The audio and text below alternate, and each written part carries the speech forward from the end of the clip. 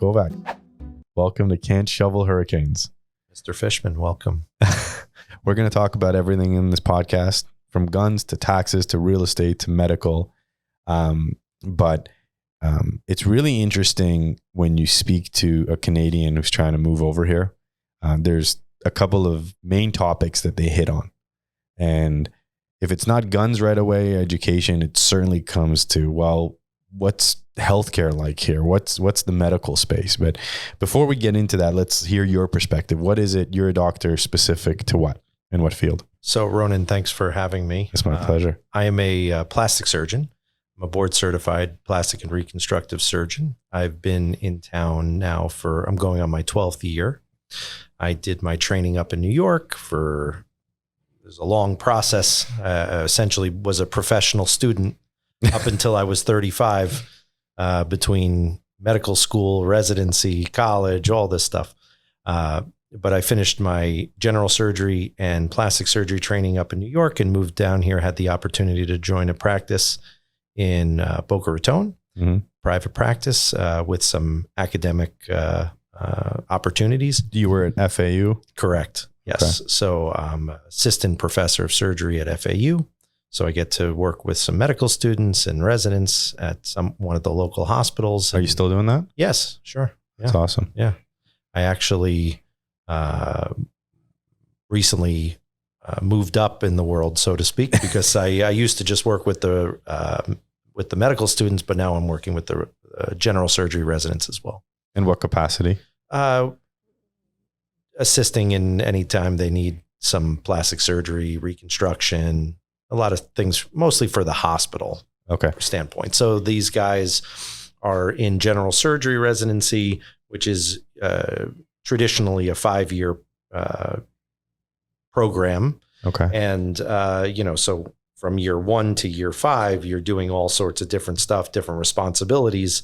And there's some time to time where they need some assistance, need some help on some patients, or if I'm on call, they give me a call and can help out with some interesting things. Is there something specific that you specialize in?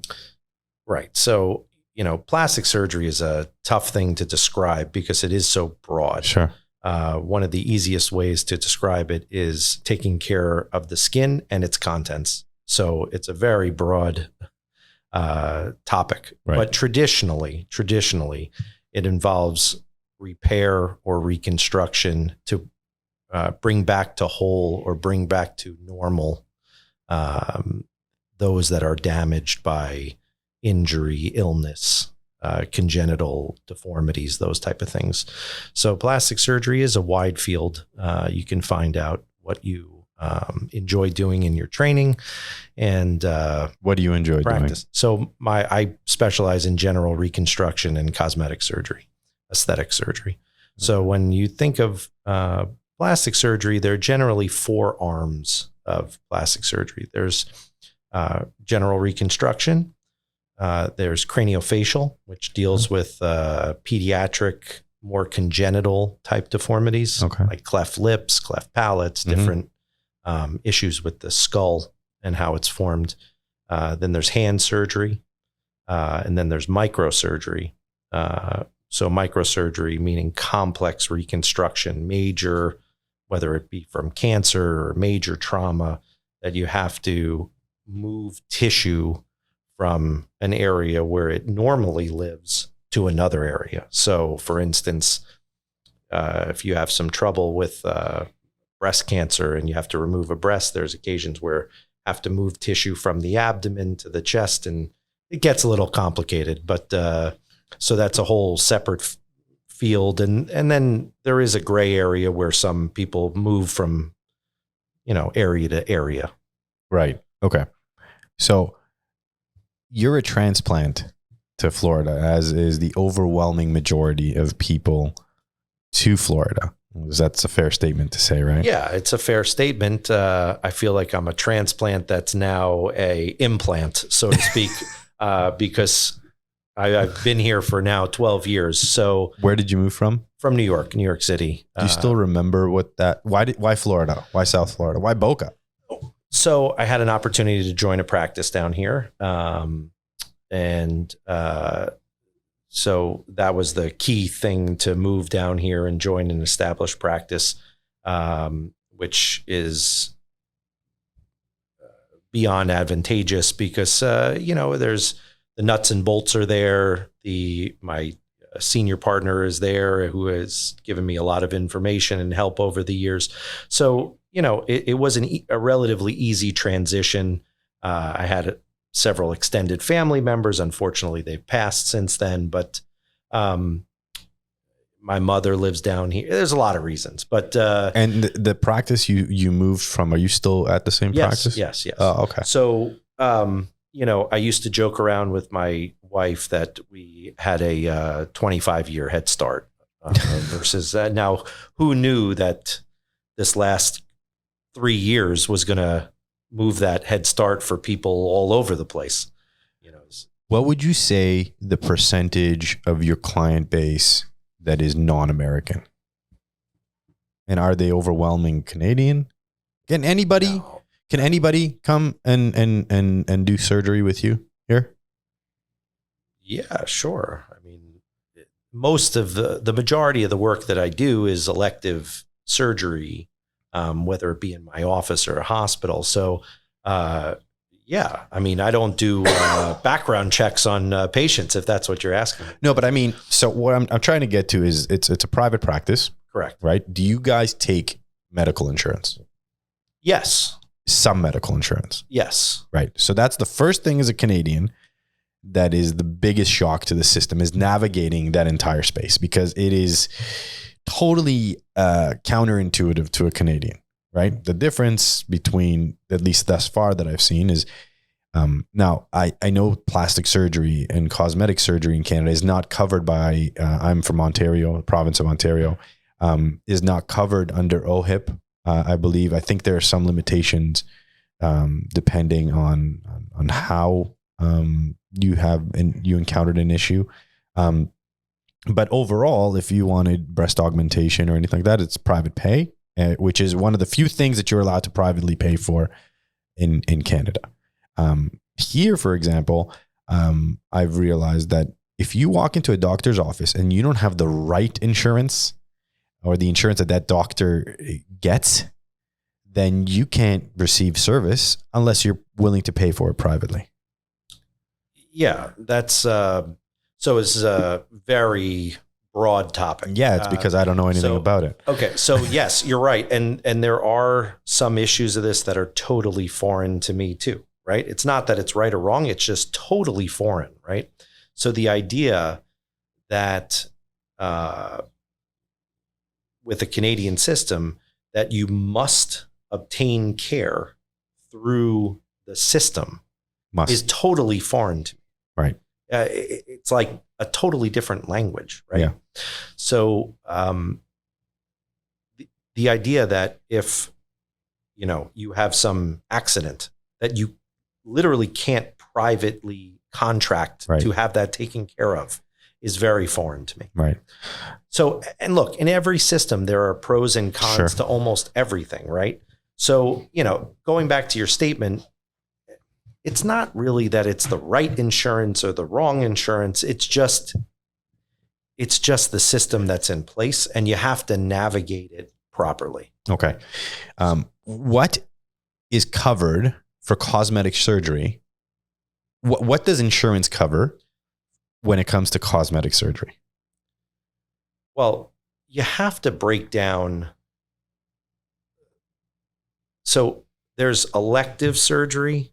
Okay. There's non-elective surgery. That just has to do with the timing of it.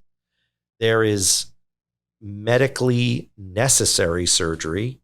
Give me an example. There is non-medically necessary surgery. And that has to do with the need for it, right? And then there is cosmetic surgery. So, I think the easiest way to think about it is that, and there are nuances to it, right? So there's cosmetic surgery and there's reconstructive surgery, right? Okay. Now, let's just make it simple, right? Most reconstructive surgery is medically necessary and will be covered, okay? Not all of it, and you can come up with different scenarios for all of it, right? And then there is cosmetic surgery that you would think would be not covered, but actually is, right? So it comes down to, and this is what makes it challenging as a as a surgeon, as a physician in America, is that also every plan, every insurance carrier handles these things differently. Sure. So that even makes it even harder. So you almost have to go look at the plan and say, well, what does this plan consider elective, cosmetic, reconstructive? And they all have a different definition for what that actually means, which is hard, right? So let's just, for an example, let's talk about, like, say, a scar revision, right? Okay. So you have some sort of injury, right? And you develop some sort of scar, right? Now, if you just have the scar and just don't like the way it looks, that generally is not going to be a covered entity, right? It'll be elective to have it done, but it's generally not going to be covered under any sort of insurance, even in the Canadian system. I would think that would not be a covered service. So I'm not speaking from an area of expertise, but yes, it seems logical. Now, if you have a scar that is functionally causing a problem, say it's at your wrist or on your neck, and the scar is tight and not allowing you to move an extremity or move your neck or move your a structure the way that it normally is intended to move, okay, that would then be a covered entity, okay, to repair that or revise that scar. And insurance would cover that in full? I believe it would. Now, when you say full, it's not as simple as so explain that to people, because I when I do it, I mean, I will butcher it, but I'm just starting to figure out how fucked up it is and how complex it is, because each insurer does different things, and it's what you qualify for and what you can afford. And then you have a physician, depending on what space they're on, depending whether they'll take your insurance company. And then you get into deductibles and co-pays and percentages and all this other stuff. To a Canadian, you're like, I need a doctor, I'm going to see a doctor. The difference between this and that is, if I need to see a specialist in Canada, I can wait months. Like, I will for sure wait months. It's how many months. Here, depending on this, like the plan that I have, I call, I'm at a specialist's office tomorrow. So do you think most Canadians know what a deductible is? Yeah, of course. From auto, car insurance. From car insurance. Yeah. So it works the same ways. Now, I can tell you, many people here don't know what a deductible is. Really? And they have the insurance, they have cars, they have all this stuff. But there are many people that come in that don't understand that. And look, I'm not an expert in insurance either. Right. I would tell you, speak to a well-informed insurance broker that can go over all these things. Well-informed is relative too. That's true too. But it is, I mean, you could spend 5 hours talking about the subject, right? So I'm going to have somebody come on and explain the Medicaid space to us. Well, I don't know how relevant Medicaid. Sorry, I said Medicare. Sorry. Yeah. Medicaid is for 65 and up, right? So Medicare is a government-sponsored program. Obamacare. No. Totally different. Okay. So Medicare is a government-sponsored program that you are generally eligible if you've been working and been participating to start at 65 years of age. Mm-hmm. Now, there are caveats to that you can start earlier, I believe, for dialysis, and if you've been permanently disabled. So if you've been on disability for, say, a complex medical problem, after several years, you can apply for almost like a hardship. Gotcha. But there are some other caveats, but generally 65 years of age, you're eligible for Medicare, which is a government-sponsored program.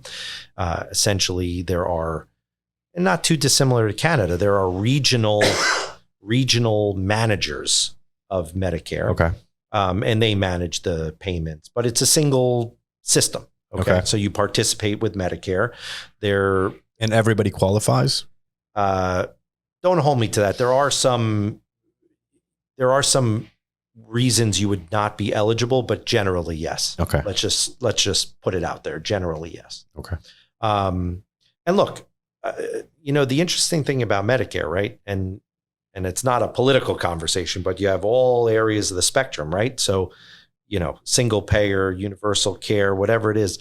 I have yet to find someone that is of eligible age that has the wealth or the money to do whatever they want that doesn't participate in Medicare. All right. So say what you want about the system. The Medicare system does work in the sense that there's a demand for it. Okay. I mean, look, we're in a very special area of the world here, right? I mean, there is so much concentrated wealth within 50 miles of where we are. So South Florida. I mean, Why do you think that is? Well, I mean, just it is what it is. I mean, you have the weather, the political climate, the location, tax structure. So there's a lot of financial things to it, but also socially, as for many reasons, right? But the point is, even with that being said, I still have yet to come across like an 80-year-old country club guy that's like, I don't want this Medicare business. I want to choose whoever. It just doesn't happen. Okay. I think that's also because most of the providers down here participate. So it makes it very simple. Okay. Right? So, as a mile high view, right, there's 3 kind of tenets to any healthcare system, right? And this is like I think this is a good place to like start our discussion in the sense. So there's access, right? There's quality, and then there's cost, right? So those are the 3 kind of, I think they called it, I'm going back many, many years to like healthcare economics in college, but they call it like the iron triangle of healthcare. Some guy wrote a book, like in the 90s that I remember learning about in healthcare economics in college. Right. So between access, quality, and cost, that covers, most of the healthcare economics, right. And in Canada, it seems that the cost is handled, right? Because that's taken care of by the taxpayers. By the taxpayers. Yeah. So, and if you think about it like a triangle, right? So, if the cost is taken out of it, then where's the issue, right? The issue is in the access and the quality, right? Mm-hmm. Now, quality is a tough question, right? Sure. There are set standards that they're, Is the standard of care universal throughout North America? Because I remember when my dad was ill, they kept referencing standard of care no matter where we go. And they're going to do the same thing as we're doing here. Well, that's an interesting question, Ronan. And I've asked my colleagues and friends about that. And the answer is, I don't even know. I mean, because there is a standard of care that's set forth by the medical community. But then there's also government and regulations and laws that come out, right? So it's hard to say in certain areas because look, take abortion, right? If abortion is considered illegal, how can you say it's the standard of care if it's illegal? Yeah. Right? It's a hard thing. So where does the standard of care start and the law come in? Right. So, and another, these are all like hotbed issues, right? And they're complicated, right? And nobody has a right or wrong answer, right? The other thing, like transgender issues, right? Well, I wanted to touch on that, but I mean, no, we can get that. Well, but so if say the standard of care is one thing, but the law says you cannot have this done, say, less than 18 years of age. Right. What is the standard of care, right? So it is complicated, right? So, but in general, there is a standard set forth across the country because I think the standard is based not by a carrier or the standard of care is based on peer-reviewed literature, right? So and standard practice. right? So when you say something is standard of care, there is so standard of care is kind of like a nebulous term in the sense that you have to kind of prove it, but there is no definition, right? Whereas medical necessity, there is like a legal definition, right? They have like a definition set forth on what usually like 3 or 4 or 5 components of what that means. Standard of care, you just kind of have to prove yourself based on peer-reviewed literature. Okay. And quality? Yeah. Quality, I think, is set forth by the qualifications of what it takes to attain a certain level of expertise, right? So for myself, I can tell you, I completed 5 years of general surgery training, where I covered all aspects of general surgery. So, you're in your first year, you're called an intern, right? What was that first time? What was it like cutting into somebody?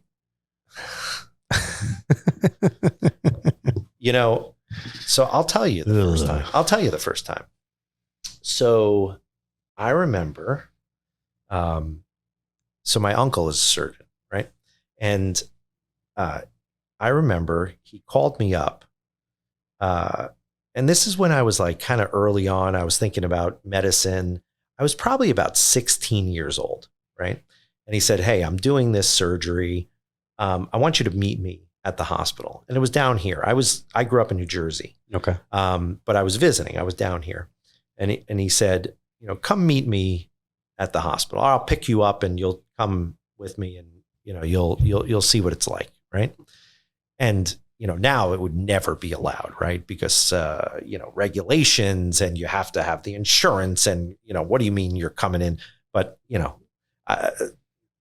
didn't break any rules, but there really weren't rules, right? I got you. So, I scrubbed in and I had no idea what I was doing. Zero clue. I was like a 16-year-old kid. I was, woke me up at like 5:30 in the morning, like, "Hey, come meet me here," like, which is normal hours, right? But so I get there, I suit up, and I think I lasted like 20 minutes before I started getting lightheaded. It was like one of those things where, now it's second nature, but there is you never know how you're going to react until you're there. Right. Yeah. So, I think I could tell you how I would react, and it'd be insta faint. Right. So, Mike Tyson has a famous line, right? I think I'm paraphrasing a little bit, but it's everyone has a plan until they're punched in the face, right? So, you think you know what it's like, but you don't really know until you get there, right? Yeah. And it's such a surreal environment for like a teenager, sure. Right? Right? Everything's so sterile, and you have masks and you have gowns, and you sort of understand why it's so cold in an operating room, because you know what? It's hot. It's hot under all that stuff, right? So you're wearing gowns and gloves and mask and a hat. Interesting. And it's hot. So that's why it's cold, right? I mean, ideally we want rooms to be super hot, right? So when we used to operate on pediatric surgery, you'd come out and you'd be drenched in sweat, because the rooms would be like 90 degrees, because you don't want these little kids to get cold, right? During surgery. But, adults, you have a little bit more wiggle room. But, you have to be comfortable doing the procedure. And so, I sort of made it through that. Was a eye-opening experience, but you know what? I persevered. I kept at it and I kept doing it, and I made it through. Now, getting to the first time. So I think the first time I was a medical student, I actually remember this. Vincent Scarpinato, he's a general surgeon. He's now in Ohio. He was a general surgeon. He was like the program director at the hospital where I ended up doing my training at. I was like a second or third year medical student on the surgery rotation. And he always had a kind of thing where he would kind of push the resident out of the way. And if he had a medical student, he'd say, "Here you go. You got to cut." So I think we were doing a hernia repair, and he has the little tray and passes you the knife, and you're totally unexpecting, right? So he's like, trial by fire. He's like, trial by fire. He's like, "Make the cut." right? And of Were course, you prepared? Did you train for this before? You're prepared for it to happen one day, but you don't think it's going to happen that day. Right.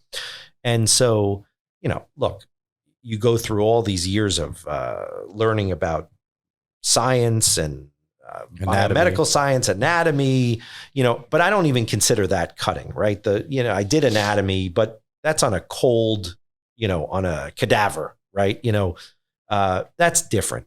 That it's just different when you're dealing with an alive, warm, bleeding person. It's different. So of course, just like everyone, you make this minuscule little cut, incision. Right? There's a minuscule little incision where you barely get through the skin, right? Because you think you're going to hurt something. And you have to do it a couple times, but you finally make it through and it works out okay. I'll tell you, the most impressive surgeons are the ones that make one cut, and the one cut goes through the skin, the tissue, all the way down to where you got to get to, all in one cut. And is there a benefit to that happening? There actually is. So the whole thing about wound healing is, it has to do with a mechanism, right? The mechanism of the injury and how much trauma there is. So, look, I'm a plastic surgeon in private practice. I get calls all the time. Actually, to be honest with you, I was almost late because I got a call from a 1-year-old kid that had a laceration that the parents wanted me to take care of them. And, I just couldn't say no. This gets into the whole, what am I going to send them to the emergency room and have them wait 3 hours for something that takes me 5 minutes? It would have been much longer than that in Canada. Yeah, right. I hear the wait times are nice and long. Yeah, the healthcare system's amazing until you need to use it.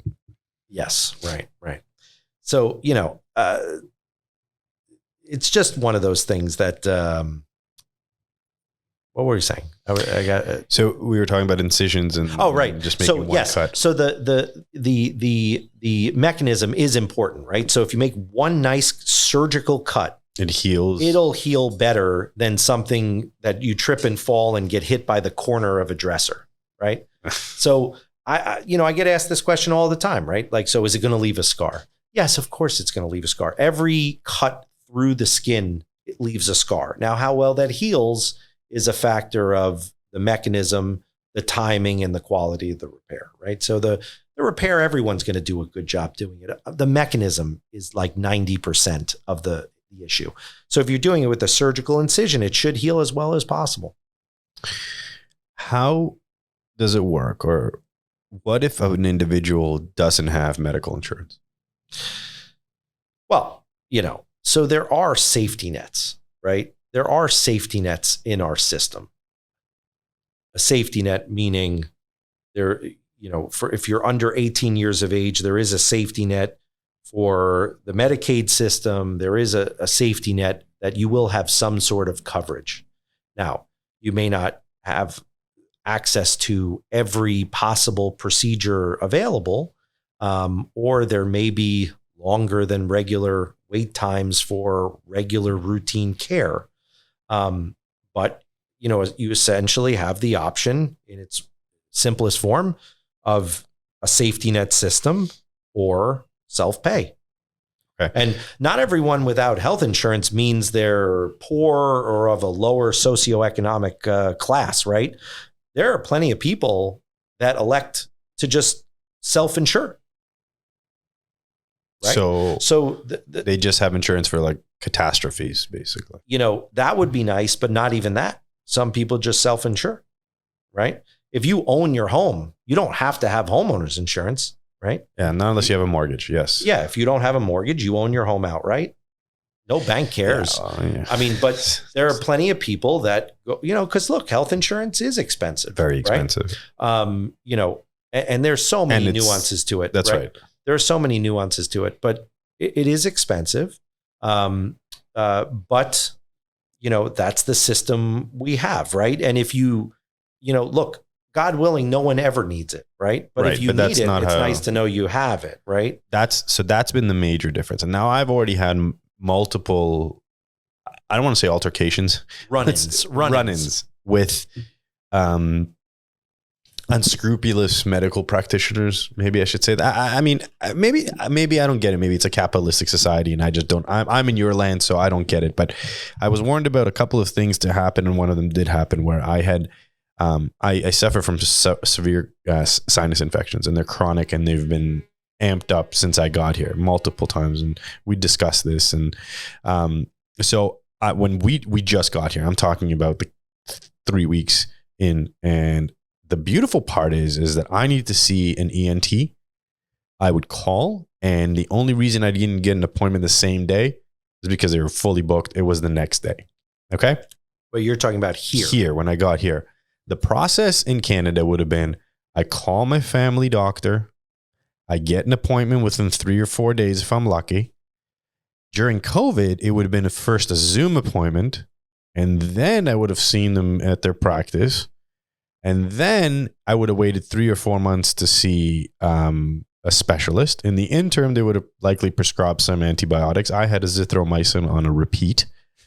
And I would take that. I would go through the protocol. Usually 3 to 4 weeks later, things would get a bit better. And by the time I needed to go through see a specialist, there was nothing really to report except what happened historically. And they never treated the actual source. I'm still trying to get to the bottom of it here, although here I have way more options. So I'm given all sorts of options and scenarios. So I roll up to an ENT here, and it was interesting because they said, how will you be paying? And I said, private pay. And then the receptionist says, where are you from? And I said, Toronto. She says, that will be $350 just to get in through the doors. And then there was several other charges. What I found out after the fact is if I was an American, I would have paid $150 for the same place. But it gets better.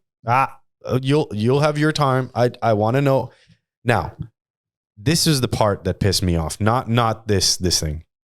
I was told, ironically, by somebody who the handyman in my place, he goes, well, be careful that you may get invoiced and said something in your mail that you already paid for.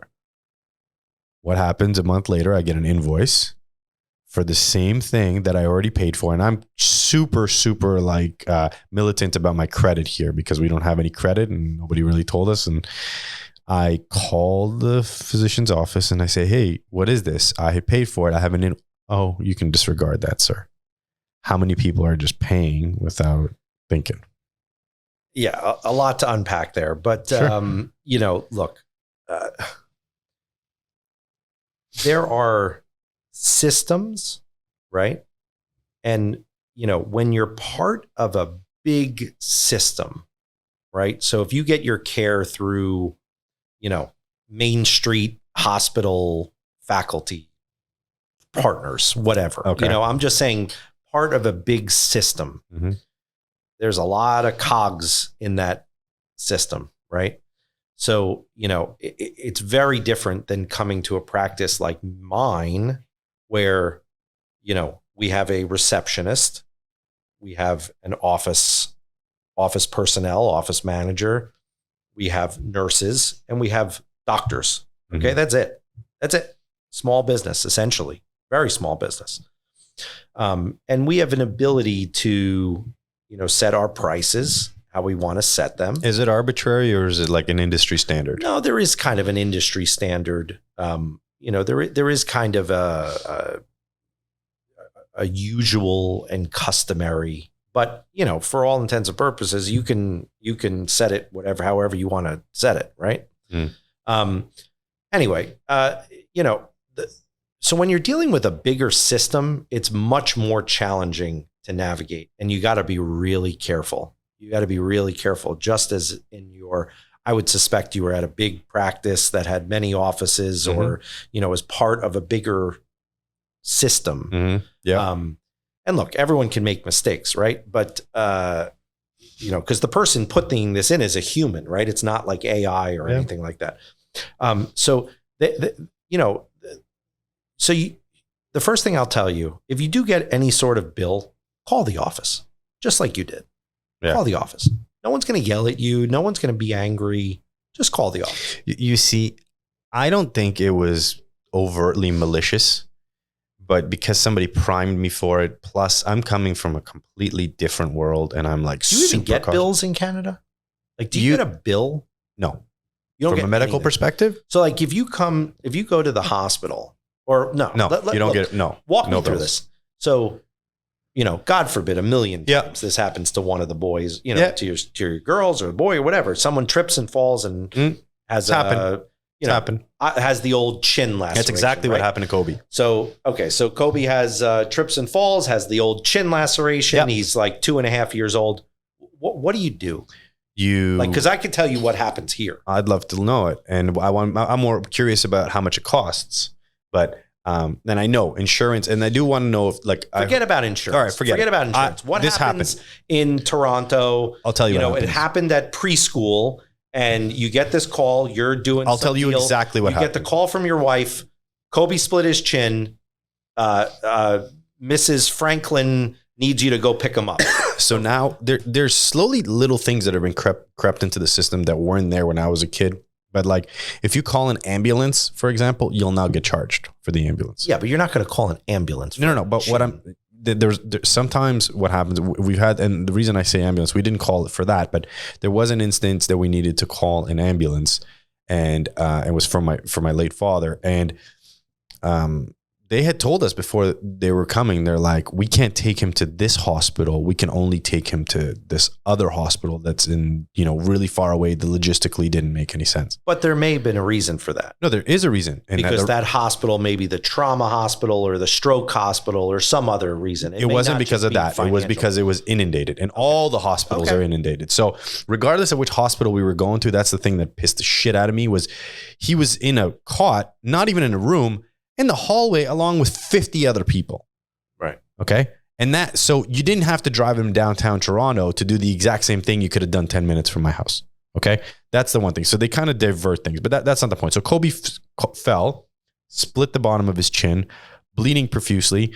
I, grab him with a towel, grab him by the face, and we take him to the hospital, which is a couple of minutes away.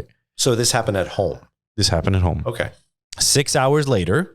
So you took him to the emergency. Took him to the emergency. There's no urgent care. No such thing. They don't. They have walk-in clinics for minor things, but there's no urgent care. It's emergency room only. So there's emergency rooms, which are part of a hospital. Yes. And then there's walk-in clinic, but the walk-in clinic is for like stitches and lacerations and broken bones nothing like and stuff. that. That's all emergency. Has to go to the hospital. All of it. There are no urgent care, like freestanding emergency rooms. You got it. The only thing you go to the hospitals is because I think a while ago, a lot of family doctors stopped taking on new patients. So they just created this model where they could see more people at the same time through walk-in. So like, shared space, multiple doctors, and they created walk-in clinics that seemed to be a little more efficient because doctors were so slammed. Like when I used to see my family doctor in Canada, there was no making an appointment. You have to get there really, really early, and you'll probably wait 5-6 hours. So you get like a ticket, like a deli counter. Yeah. And you can't leave. That actually exists in some of the city hospitals where I trained, the clinics, which were all part of it. It was sort of like the old deli counter model. Your time was 1:00. The clinic ran from 1 to 4. But your appointment time was 1:00, and you got seen how early you got there before 1:00. So from that perspective, that's how Canada functions. Okay. So tell me, he's in the hospital. He's in the hospital. We waited for 6 hours. They take people in order of priority. So if somebody comes in, for example, and there's a heart condition, like some sort of cardiac condition, obviously they're going to go in before my son. So it's triage. It's a standard triage. Yeah. So they take him in, they glued him up, sent him home, and that's it. Bob's your uncle. No bill, nothing like that. It's all paid for vis-a-vis the tax dollars. There was 50 people in that emergency room, but my mom tripped and fell and broke her leg. They took her in instantly, and she was in surgery within a couple of hours of walking in. Okay. Right? Look, like you said in the beginning of the podcast, there's pros and cons to all of it. The difference that it's in, and it's very, and this is one of the things I want to talk about, is this very easily relates back to COVID. And the difference why I think a lot of people are moving to South Florida and willing to make these, and it's also states like Florida, like Texas, is not necessarily the good or bad. It's the difference of having choice. And that's what it sort of boils down to. And in Canada, ironically, there is a system that you kind of go through that's, we call it semi-private. It's called Medcan, and it's a subscription-based system, and it's generally done like, I think that's how athletes get that treated. the sports, like if sports are? Yeah, I think that's what and then once you pay through that, then you can get referred in. I don't know exactly. I did it. My whole family did a physical through there, and it was amazing service, like white glove, all the tests on one day. You can get MRIs and stuff like that, but blood work, EKG, like all that on the spot. They did all sorts of things. You go through the gamut. Ronan, but you do understand that if you went to a busy academic medical center, like a big system, right? Like where I trained, where I did my residency and in general surgery and in plastic surgery, it is not abnormal to wait 5 or 6 hours. I don't have any issues. I mean, it's not dissimilar to Canada. In this area here, those wait times happen, but I think things work better because there is that choice, right? What happens if you can't pay? Well, you can always go to the emergency room. You will be treated. Okay. So there is a law called EMTALA, right? Okay. And so EMTALA was signed, I believe it was in the 80s, sometime. And it was basically an emergency management law that says if you show up to a hospital, you will be stabilized and your emergency condition will be treated without a requirement to pay, right? Now, that doesn't mean if you show up with, colon cancer or something, that's going to happen right away, right? But there is you come in with an emergency condition, you will be treated. All right.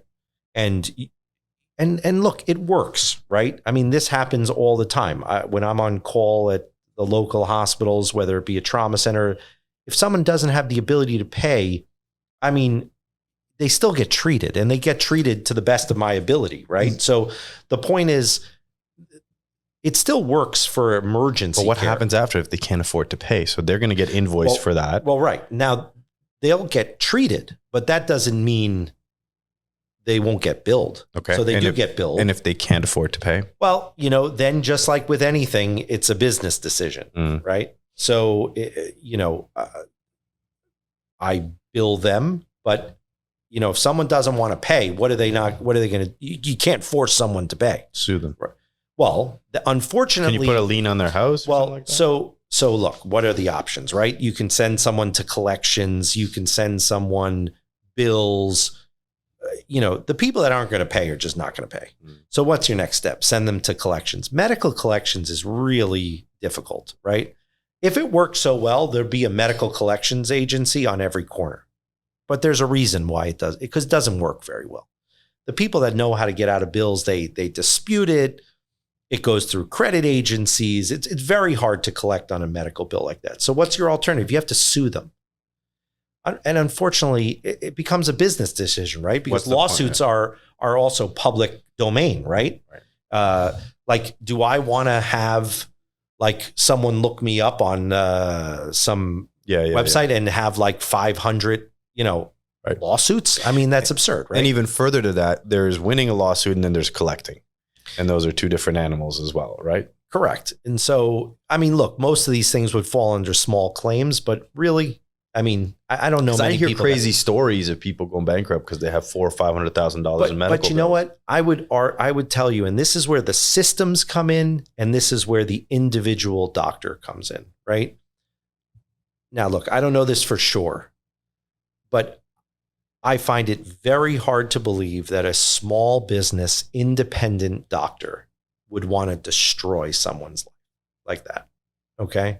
Like destroy their business, put a lien out on their house. Can you do that? Sure. The systems do that all the time because the systems are a nameless, faceless person. The problem is define the systems. Well, look, and look, this has happened many, many times, right? So, my Dr. Kovacs takes care of person A, right? Let's say it was a major wrist, and I did some when I used to do hand surgery, did some tendon reconstructions and did it for a major accident, right? Let's say my usual and customary, for general purposes is $25,000, right? Now, mind you, this is an emergency treatment. And, the numbers are irrelevant, right? But 6 hours of surgery, 20 visits afterwards for, with casts and all this stuff. The point is, what do you do? I would have to sue them, right? To recoup those funds, right? It's sort of a cost of doing business in a way. I mean, hate to say it, but it's just no. true, There's right? not. There's a business end of it. Now, just because when a system, right? So let's say you go look, my daughter, right, just went for an Xray, right? The Xray, I just got the bill. It was through a hospital, right? $500 for an Xray. One Xray. I thought it was like $50. Right. So, look, do I expect to pay $500? Hell no. I'm not going to. So what do you do? Well, I'm going to call them and say, negotiate? Look, try. If I have to pay it, I have to pay it. But why are there when you go to these radiology places, it's $50? You know what? Maybe I should have done my due diligence, but I didn't. Right. I should have, but I didn't. But getting back to when you're, without talking about your son, but the whole point that it's still so foreign to me that there's not that choice, that there's not that option, right? Like the Canada thing, it just is so interesting. And to the Canadians out there, I just can't imagine that you aren't able to call up, someone in the community and say, hey, can you fix my son's chin? And people try. If you don't have access, like the best you can possibly do is maybe reduce your wait time. But nobody's going to go and put their license on the line and their ass on the line. Because it's the doctor's license, right? Like they're not, the doctors are getting into deep shit. They're not allowed to do it. Of course. Because then now you're creating a two-tiered system, and now you're opening up the floodgates towards something else. And I can tell you, like, when people need access and they need it quick or they need something specialized, they go over to the States, and Canadians as well, and politicians as well. There are very numerous cases for that sort of stuff, right? Well, that's hard to do if you're like in Nova Scotia or something. Yeah, well, if when it comes to your health, as you probably know, people will do whatever it is that they have to do to get it done, right? And let me show you a very common debate that happens between people that know that we've moved, and we had the conversation. They're like, "You moved, yeah," and then they're like, "There's no state tax there, right?" And I'm like, "Yeah, but you got to pay for healthcare." And I said, "Yeah," and I said, "How much you pay in taxes?" Right? And the people I'm talking to are all in the high 30%. Yeah, so but that's federal tax. So there's a federal tax here. There's no, but I'm talking about the overall tax rate, right. And I think the highest tax bracket. Yeah, it's like 38% or something like that, 39%. Here? Yes. Yeah, so it's it's over 50. But it's a graded system. Yeah, same. So don't forget, it's not, if you make $1 million a year, you're not paying $390,000 in taxes.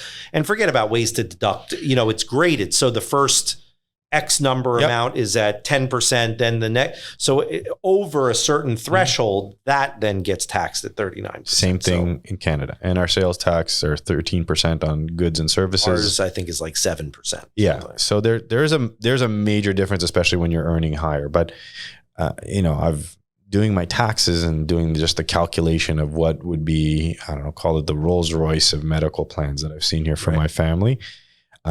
My 1 year in taxes would have covered 10 plus years of the best medical care here. And that's just 1 year of time. And I'm grateful for being able to. But you're just talking about premiums. Yeah. You're just talking about the premium. Yeah. But but if you need it, say, God forbid you needed, your kid comes down with some problem that requires lifelong, forget about the premiums, because then you got to pay off the deductible, and there's a yearly maximum. Yeah. So we can talk about this. This is a good topic, right? So insurance, right? So, the Affordable Care Act, which was like 2000. That's Obamacare? 9, 10. Yeah, that's Obamacare, right? Yeah. So, look, there were some issues personally, if you like your doctor, you can keep your doctor, which didn't really pan out. But there were some great things that I think goes across the political spectrum, right? Like the removing pre-existing conditions, that you could stay on your parents' insurance till you're 26. I think those are widely popular programs, right? And that's what made it so popular, right? So, you know, and it also opened up the exchange so general people could participate in the insurance. You know, years ago, it was very hard to access insurance, right? You had to get it through an employer program, which is still probably the best way to do it. Mm-hmm. Like, for example, if you were to start a small business, you have 1 or 2 employees, Mm-hmm. that then gets you access to small business insurance programs. Which are better? I think so. Mm. Or to participate in some sort of association, right? So if you're part of like, you know, you're into real estate, if you're part into some like realtor association, or it might give you access to like plans, a group benefit plan, right? So you have access to group benefits versus like an exchange, right? And for the most part, all these so, you know, people think Cadillac plan, right? Like, so what's your idea? What do you think of as like a Cadillac plan?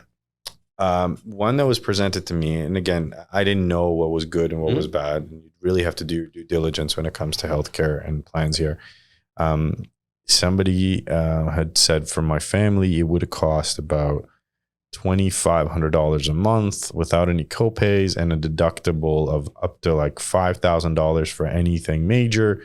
And then anything after that is paid for by the plan. But it gives you choice, right? So the I would say the nice thing about Obamacare or the Affordable Care Act, it standardized the options for care, right? So every insurance plan is basically the same, okay, under Obamacare. So there was like gold, silver, platinum, tin, whatever, you know, I mean, there were different levels of care, but they basically gave you access to the same care. It's just how much you paid for it and how you paid for it in the following way. So a gold gold plan may have had a lower deductible, right? But it gave you the same stuff. It's just how you gained access to that plan, right? So, you know, God willing, I hope your family is healthy, right? So for me, right, I chose a higher deductible plan because, knock on wood, my family is healthy. We generally just have regular checkups. Right. It's not an expectation that we're going to need all this care, right? So we chose a higher deductible plan, which has a lower premium. And it's a plan that you can put away money each year into what's called an HSA, a health savings account.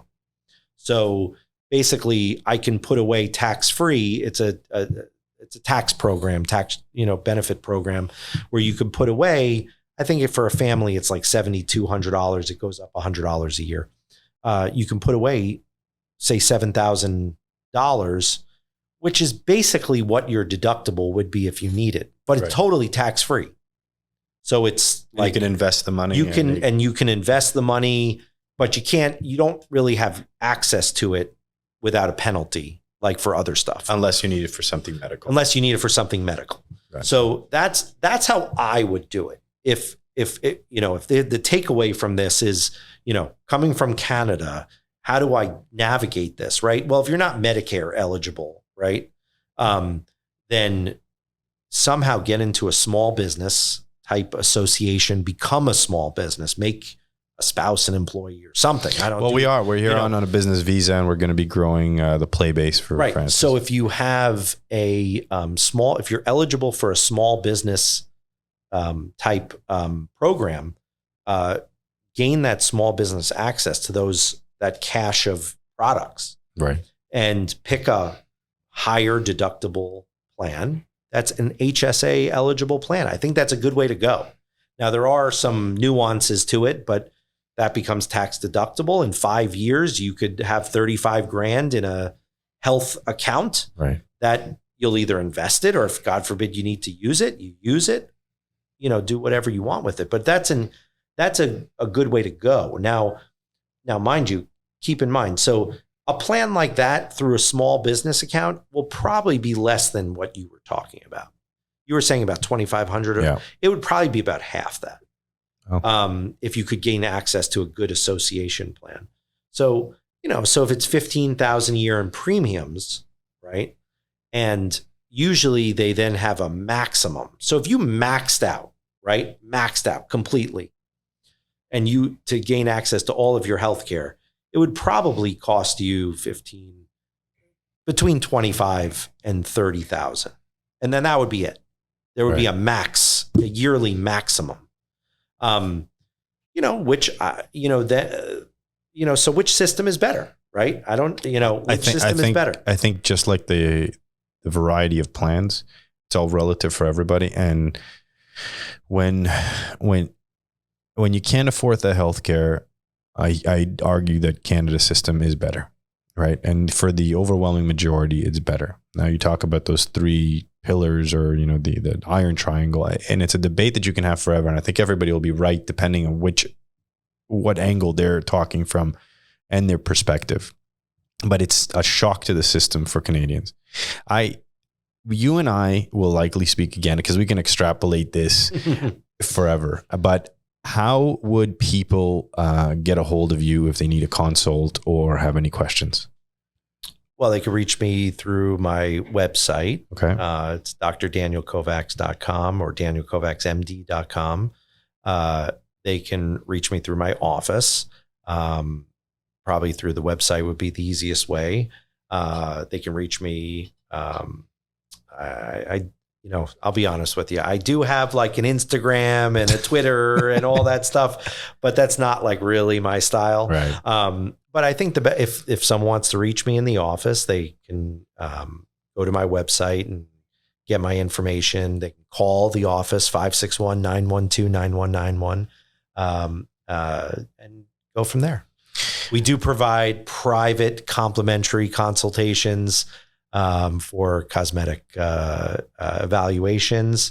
And, if someone needs me, I'll be more than happy to treat you on the travel insurance. Those are very good. Is that right? Those actually pay very, very well. Really? But usually it requires to be treated for some sort of an emergency. Yeah. As an aside, I know we're running out of time here. No. So I did take care of a patient from Canada that was visiting that had a major. I'm not going to get into specifics, but had an issue where she was admitted to the hospital, required emergency surgery, right? And so it was such a unique experience. I learned a lot about that. So I have this patient who's in the hospital, requires now emergency. It was not a life or limb threatening issue at the moment. It wasn't a heart attack type situation, but it was something that had to be addressed within the next 24 to 48 hours. Yeah, right. okay. So was it related to an infection? Okay. And so, I couldn't, look, I could have just, if it was something that was necessary to just do it, but she could have been then on the hook for a very large bill. How big of a bill? It would be the hospitalization, the surgery, the hundreds of thousands? No, I don't think that high, but they would have tested those limits. Considerable. Okay. Right. Look, when you're being admitted to the hospital, it could have been, think of like 5,000 a day, something like that. If you need a CAT scan, who knows? But the point is, so I had to contact her travel policy, where they then got in touch with a Canadian hospital to send a private plane with a nurse to pick her up, to take her by private plane. Because it would have been cheaper than it would have been to treat her? I don't know if it would have been cheaper, to be honest with you. I don't know if it would have been cheaper. But anyway, so that was the plan, right? She was going to be taken, met at the airport, discharged, met at the airport, taken by private plane to go to Toronto. And they'd literally take her to the hospital, admit her, and do her surgery. I had to speak to a medical director. I spoke with a surgeon. It was all in place. And then the next day, I get a call that it's something went wrong. Go ahead and do your surgery. Wow. I was like, what? What are you talking about? So I go ahead and do the surgery. She does fine. She does great. She gets, discharged a day or two later, and everything works out great.